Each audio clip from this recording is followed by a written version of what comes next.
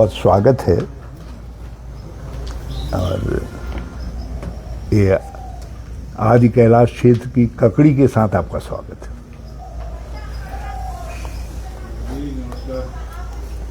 हरिद्वार में जो बहुचर्चित भूमि घोटाला है वो एकांगी नहीं है। आइए, अकेले नहीं है। इस सीरीज में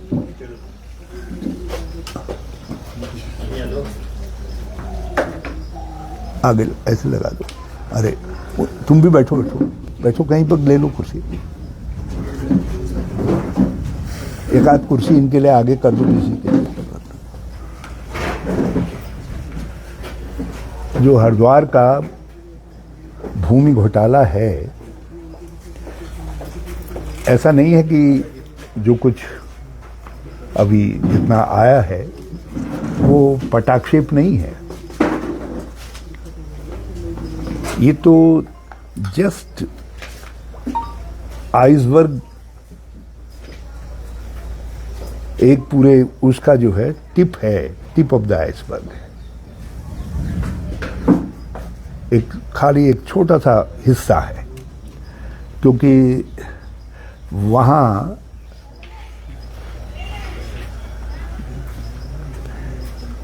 करीब 100-150 एकड़ जमीन ऐसी है जिसको जो नगर निगम में वेस्ट हो गई। उसका जिस तरीके से दुरुपयोग हुआ है, दुकानें बना करके मनमाने तरीके से आवंटन हुआ है, और उसके बाद ये भूमि घोटाला, ये एक दिन की अकरेंस नहीं है। ये लंबे समय से और बड़ा प्रोटेस्ट आ रहा था लोगों का। ये तो मैं खोजी पत्रकारिता को बहुत धन्यवाद देना चाहता हूँ। सम पोर्टल है ने इसमें अपना पांव गड़ा दिया, और उसका परिणाम है कि जो है आज इतना कार्रवाई सरकार को करनी पड़ी। इसमें बिना राजनीतिक संरक्षण के, उच्च स्तरीय राजनीतिक संरक्षण के, ये नहीं हो सकता है। ये संभव नहीं। मुख्यमंत्री या तो इन सब और ये एक जगह के भूमि घोटाले नहीं है, ऐसे भूमि घोटाले कई जगह हैं। प्राधिकरण भूमि घोटालों के माध्यम बन गए। तो इस मामले में यदि सरकार अपने को क्लीन चाहती है, कुछ वो हो, तभी सत्यता सामने आ सकती है जब ये मामला उच्च स्तरीय जांच के लिए भेजा जाए। न्यायिक देखरेख में सीबीआई की जांच होनी चाहिए, क्योंकि इसमें स्पष्ट तौर पर राजनीति, उच्च स्तर की राजनीति संलिप्त है। नंबर 1। ये आप प्रदेश भर की बात कर रहे हैं या इसकी हरिद्वार भूमि जी, मैं इसमें प्रदेश भर में जो भूमि घोटाले हैं, जिनमें से कुछ चर्चा में है, कुछ चर्चा में नहीं है, वो सब सामने आएंगे। ये इसीलिए मैंने कहा कि टिप ऑफ द आइसबर्ग भूमि घोटालों की, अकेले देहरादून न अकेले हरिद्वार शहर में ये कोई पहला नहीं है, बल्कि यदि आप गहराई से जाएंगे तो देहरादून के अंदर इस तरीके के बहुत सारे घोटाले हैं। कई ऐसी मल्टी स्टोरी अपार्टमेंट बन गए हैं जिनके विषय में कई तरीके की चर्चाएं हैं। उसमें सारे रूल्स, सारे रेगुलेशंस जो है वायलेट हुए। ये देहरादून में है। हल्द्वानी के आसपास इस तरीके के, रुद्रपुर के आसपास इस तरीके के बहुत सारे मामले चर्चा में हैं। तो इन सब की, इन भूमि घोटालों की, ऐसा लगता है कि ये सरकार जो है भूमि घोटालों की ये शुरुआत है जो हरिद्वार वाला मामला है जो सामने आया है, तो इसलिए इसकी जब तक उच्च स्तरीय जांच नहीं होगी, सीबीआई से जुडिशियल देखरेख के अंदर जांच नहीं होगी, तब तक तथ्य सामने नहीं आएंगे, यही हसप हो जाएगा। ये जो सस्पेंड हुए हैं कुछ दिनों के बाद धीरे धीरे इनका सस्पेंशन विड्रॉ हो जाएगा और ये कहानी जो है दफन हो जाएगी, ये कहानी दफन हो जाएगी। एक बात। दूसरा प्रसंग जो है जिसमें एक तरफ तो आप बड़े बड़े लोगों के लिए जमीनों को लुटा रहे हैं और दूसरी तरफ राज्य के विधानसभा द्वारा पारित एक कानून की,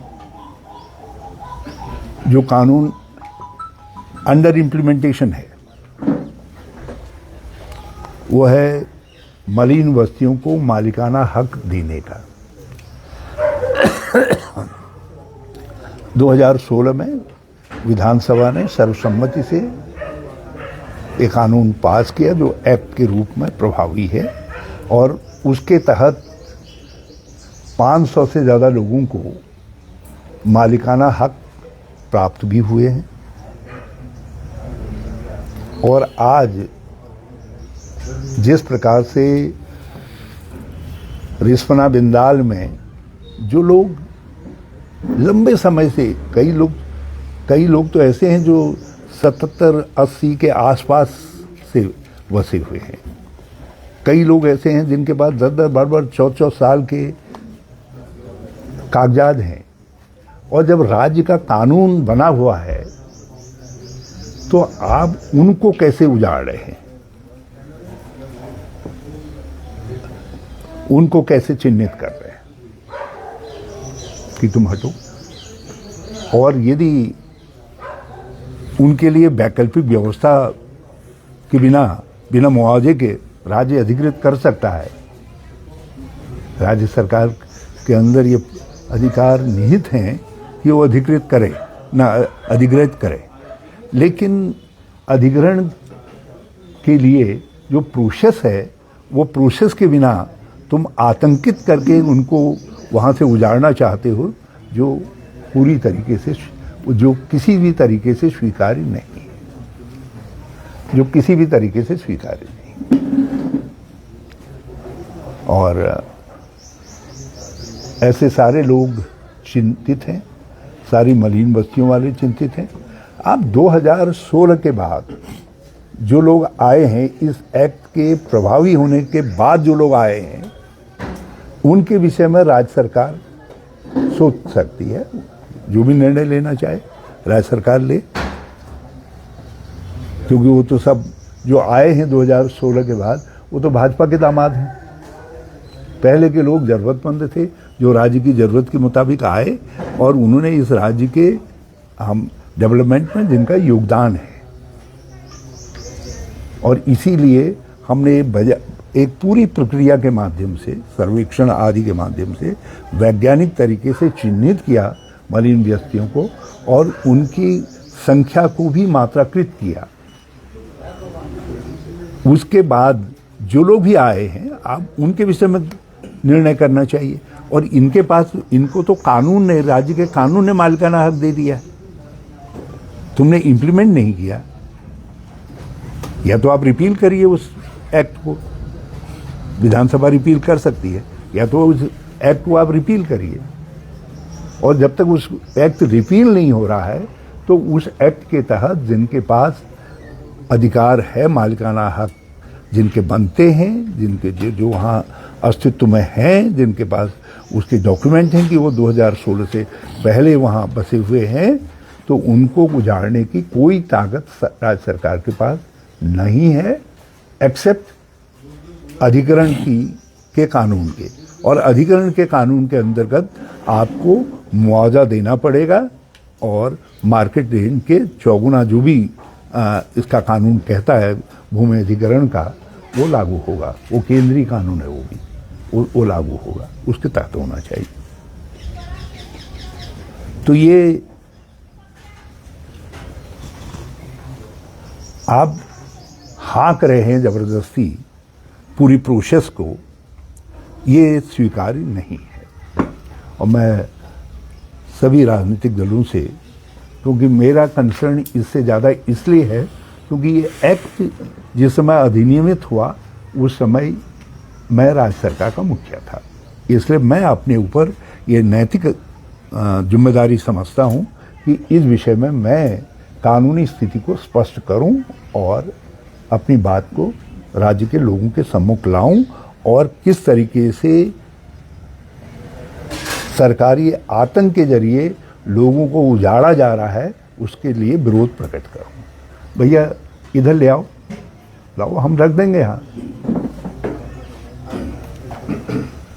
इनके भी रख ली, बाकी तो आपसे ले लेंगे, बिरादरी में चल जाता है, लेकिन ये दिखाई दे, नहीं तो उनकी नौकरी का सवाल है इसके साथ, ये लोगों दिखाई देना चाहिए। तो ये दूसरी बात मुझे जमीन अधिग्रहण पर करनी थी। तीसरी बात, आप ये सरकार भाजपा का विकेंद्रीकृत व्यवस्था में विश्वास है या नहीं है? धामी सरकार विकेंद्रीकृत व्यवस्था के तहत उस पर विश्वास करती है या नहीं करती है, ये मुख्यमंत्री को क्लियर करना चाहिए।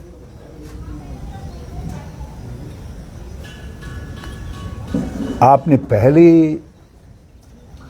एक गलत कदम उठाया नगर पालिकाओं के चुनाव के वक्त में, उस समय आप इसलिए बच गए क्योंकि उस संशोधन विधेयक में ये स्पष्ट तौर पर नहीं उल्लेख है कि एक बार या दो बार वो साइलेंट है, तो इसलिए आपने नगर निगमों, नगर पालिकाओं, नगर पंचायतों में प्रशासक थोपे और थोप करके चुनाव परिणामों का अपहरण किया, उनको थोपा और उसके जरिए आपने ऐसी पंचायती व्यवस्था, ऐसी व्यवस्था खड़ी की जिसके जरिए आपने चुनाव परिणामों का अपहरण किया। मगर जब ग्राम पंचायतों वाले में आया तो ये भूल गए कि उसमें स्पष्ट तौर पर आप एक बार से ज़्यादा अधिनियम का, ऑर्डिनेंस का सहारा नहीं ले सकते। और हमने उसी समय कहा ये गलत हो रहा है, आप चुनाव करवाइए फौरन। और मैंने एक के बाद एक लगातार ट्वीट किए इस विषय में। कुछ लोगों ने संज्ञान लिया, कुछ ने संज्ञान नहीं लिया, लेकिन एनी हाउ हमने विपक्ष के तौर पर अपना कर्तव्य पूरा किया। आज अनावश्यक एक ऐसी स्थिति खड़ी हुई है जिस स्थिति से पंचायती राज का प्रत्येक सेवक चिंतित है। आपने ये प्रशासकीय व्यवस्था के विषय में, कैसे प्रशासकीय व्यवस्था अस्तित्व में आई और कौन कौन लोग इस प्रशासकीय व्यवस्था के मीडिएटर थे, वो सब चर्चा में है। तो ये सारा जो हौच पौच हुआ है और एक संवैधानिक संकट राज्य के सम्मुख खड़ा हुआ है, वो इन मीडिएटर्स और पंचायती राज के जो सर्वे सर्वा हैं, उसके जो मंत्री हैं, ये उनकी जिम्मेदारी है। किसी न किसी को इस बड़े, क्या इसको, बड़ी चूक के लिए, संवैधानिक चूक के लिए किसी को तो दंडित किया जाना चाहिए ना।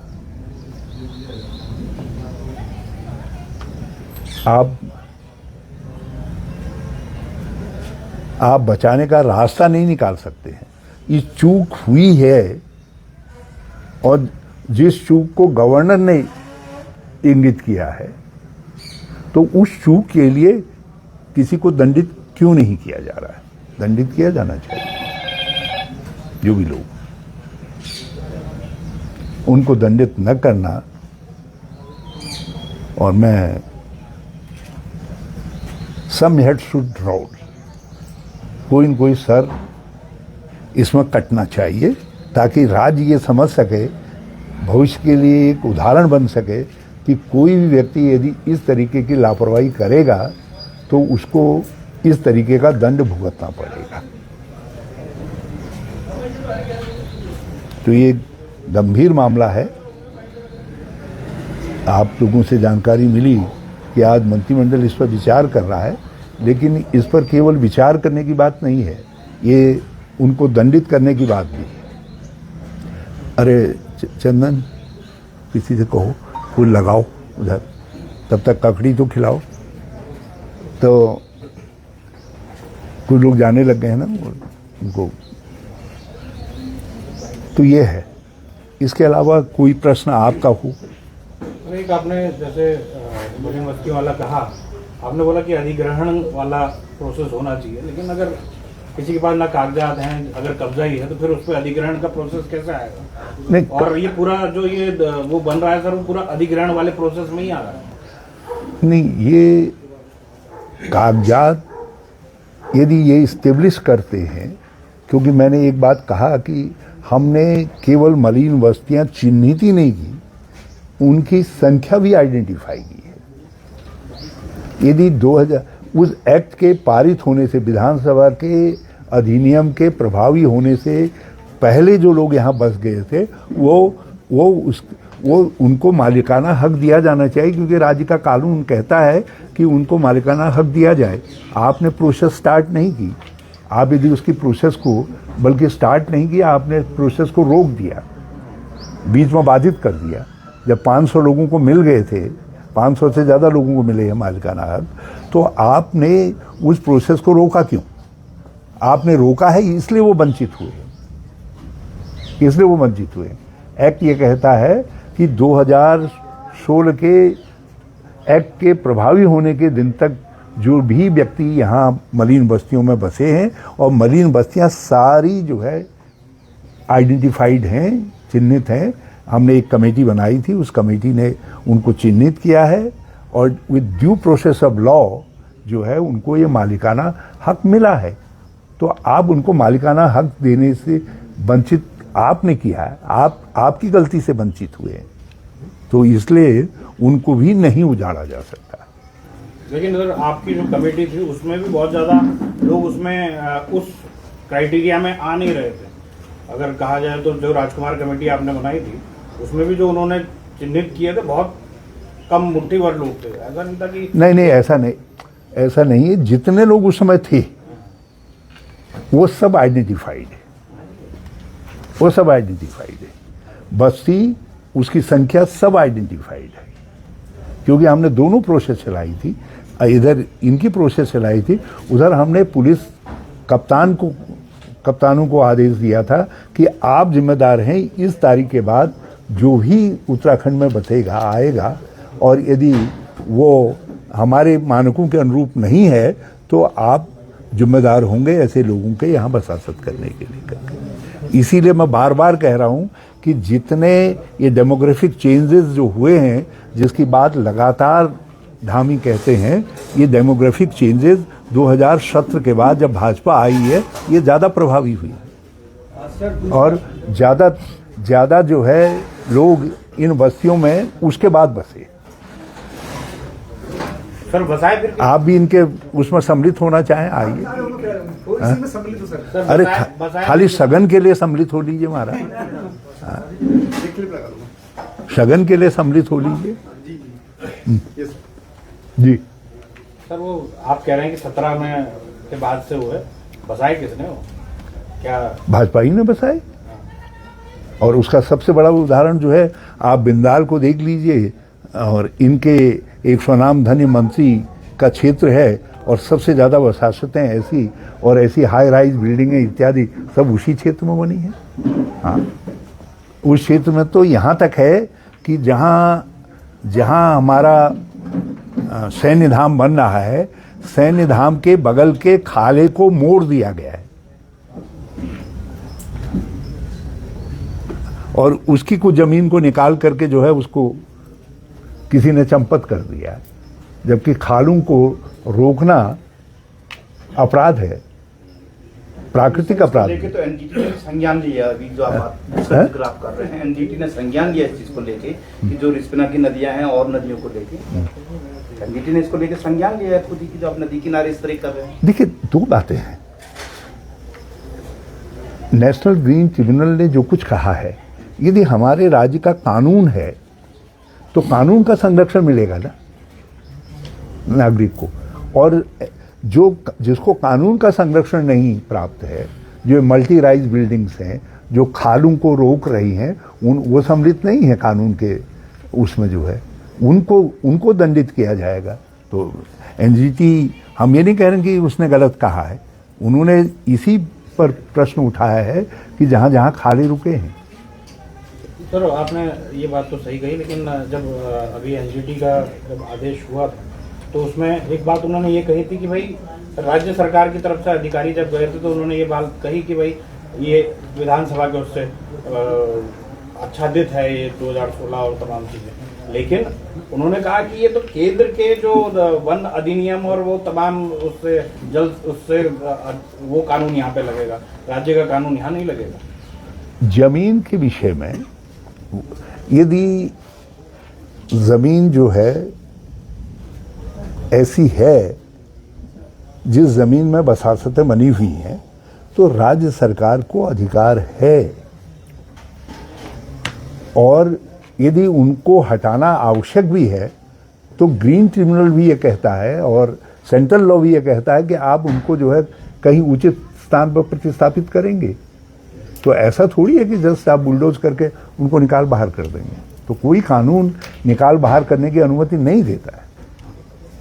मैंने पहले ही कहा आपसे कि राज्य सरकार के पास ये अधिकार है कि वो जमीन को अधिकृत कर सकती है यदि कोई डेवलपमेंट करना है। मैं उस अधिकार को चुनौती नहीं दे रहा हूँ, लेकिन उसके लिए ड्यू प्रोसेस ऑफ लॉ है। आप ड्यू प्रोसेस ऑफ लॉ से जा सकते हैं। कोई अधिकारी जा रहा है, मेरे घर को चिन्हित कर दे रहा है और मुझे कह रहा तुम तो अवैध हो, तो ये ठीक नहीं है, ये मेरा कहना है। और मेरा ये बिल्कुल स्पष्ट कहना है कि हमारा अधिनियम एक्ट जब प्रभावी है राज्य का, आप राज्य की विधानसभा का अपमान राज्य सरकार नहीं कर सकती, और आप पहले ही दोषी हैं अपमान के, क्योंकि आपने इम्प्लीमेंटेशन ऑफ द लॉ को रोका है। 2016 में इम्प्लीमेंटेशन 2017 में प्रारंभ हो गया था। 500 से ज़्यादा लोगों को मालिकाना हक उस एक्ट के तहत मिले, और आपने उसके बाद प्रोसेस को रोक दिया है। पहला गिल्ट तो राज्य सरकार का यह है कि आपने प्रोसेस को रोका है, और उसके बाद अब आप प्रोटेक्ट नहीं कर रहे हैं उनको। आप उसके नज़र वो सब प्रोटेक्टेड हैं, और उसमें ड्यू प्रोसेस ऑफ लॉ से उनको जो कुछ करना है आप करिए, उसके बिना आप नहीं कर सकते। हरिद्वार नगर निगम को लेकर जांच हुई है, 12 लोग सस्पेंड हुए हैं, आप कह रहे हैं कि सीबीआई की जांच होनी चाहिए, तो आपका इशारा किन लोगों की ओर है? इसमें सफेद पोशों की संलिप्तता है, क्योंकि इतना बड़ा घोटाला हरिद्वार शहर में, जिसके विषय में बहुत दिनों से चर्चा हो रही है, ये बिना संरक्षण के नहीं हो सकता। और ये यदि फैक्ट फाइंडिंग हो तो ये बात सामने आएगी कि इसमें जो है ये जो लोग ये करवाना चाहते थे वो बहुत दिनों से प्रयत्नशील थे। शायद हो सकता है एक से ज़्यादा जिलाधिकारियों के समय से प्रयत्नशील थे। रावत जी, जो आपने जमीन घोटाले की बात करी है, हरिद्वार हो गया, प्रदेश के तमाम जगह की आपने बात करी, इसको लेकर जब सरकार से सवाल करते हैं तो उनका कहना ये है कि पूर्व में भी होते थे, लेकिन हमारी सरकार जीरो टॉलरेंस पे कार्य करती है, तो ये प्रकाश में आ रहे हैं। हम ये कह रहे हैं कि जितने भूमि घोटाले हैं, श्री धामी और उनकी धाकर टीम से मेरी प्रार्थना है, जितने भूमि घोटाले हैं, टूरजिया से लेकर के यहाँ तक, सबकी नए सिरे से जांच कर ले और सीबीआई को ये जांच सौंप दे। चाहे वो आमबाग का घोटाला हो या रामबाग का हो, जितने घोटाले हैं, जितने भी चर्चित हैं, और उसमें कोई भी कार्यकाल हो, कोई भी शासनकाल हो, वो सामने आने चाहिए। जो ज़मीनों के घोटालेबाज सरकार है या मुख्यमंत्री है, उसका चेहरा सामने आना चाहिए।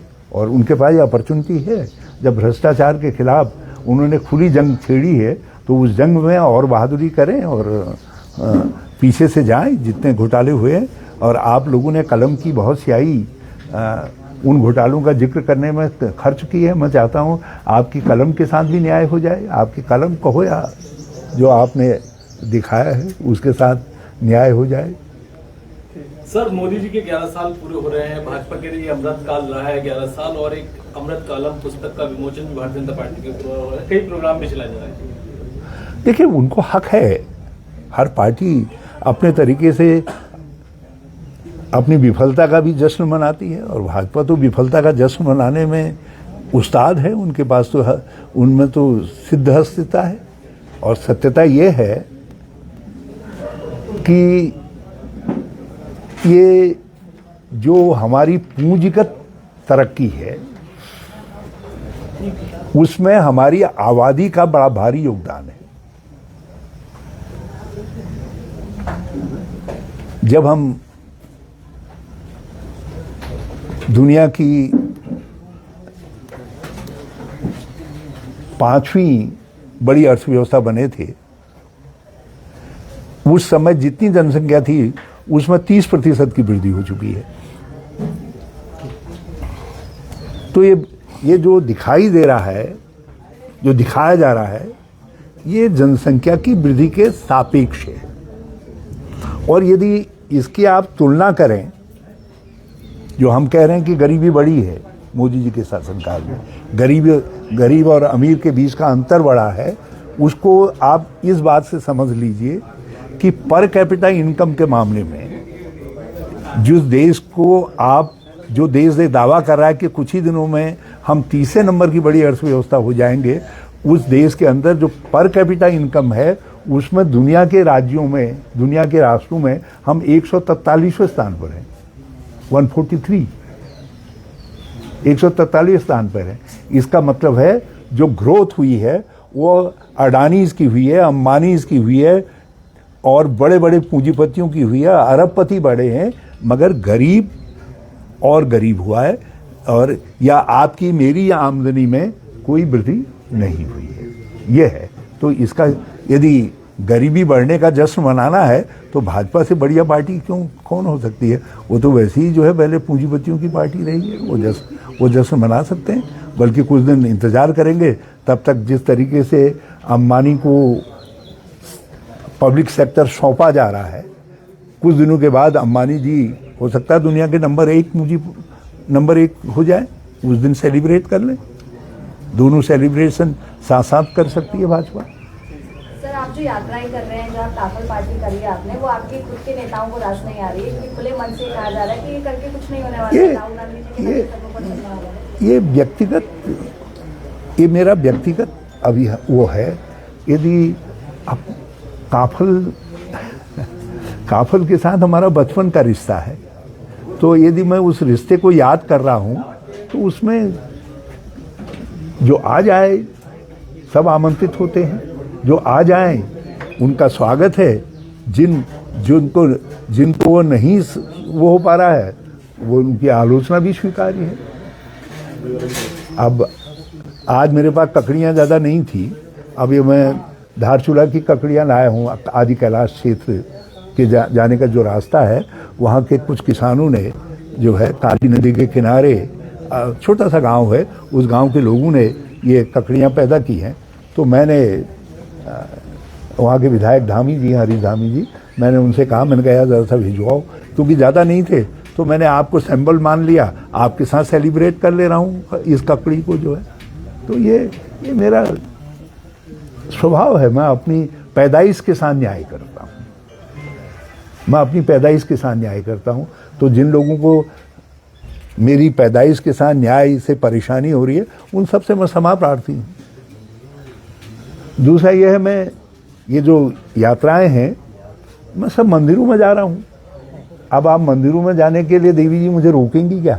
आप बताइए ना, आपका चैनल रोकेगा क्या? हाँ, मैं मंदिरों में जा रहा हूँ, उधर इधर इधर गंगा माँ के उद्गम में गया तो उधर माँ आदि कैलाश में गया। मैंने कहा देखें तो प्रधानमंत्री जी सारा पुण्य ले आए हैं या कुछ छोड़ दिया है। मैंने कहा कुछ हम भी उसमें साझा कर लें, तो इसमें क्या दिक्कत है किसी को। मेरे कोई अभियान राजनीतिक नहीं है,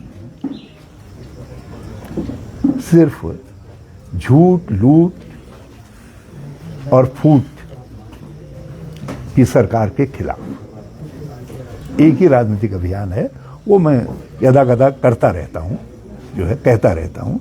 बाकी जो है सब ये अभियान मेरे निजी अभियान हैं और मैं अपनी पैदाइश के साथ न्याय करता हूँ।